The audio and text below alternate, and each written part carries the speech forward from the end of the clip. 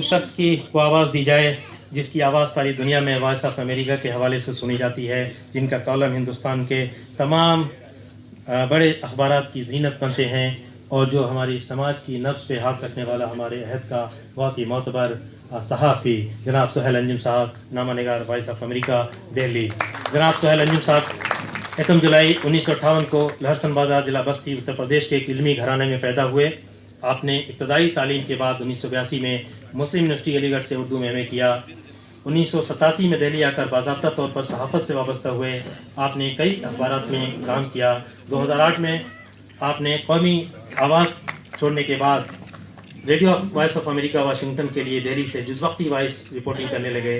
कौमी आवाज़ बंद होने के बाद आप इसके कुल वक्ती मुलाजिम हो गए और अब तक उसमें सहाफ़ती खदमात अंजाम दे रहे हैं। जनाब सुहेल अंजुम साहब की कई किताबें न सिर्फ ये कि मीडिया के हवाले से सुर्खियाँ हासिल कर चुकी हैं, बल्कि यूनिवर्सिटी के निसाब में शामिल की गई हैं।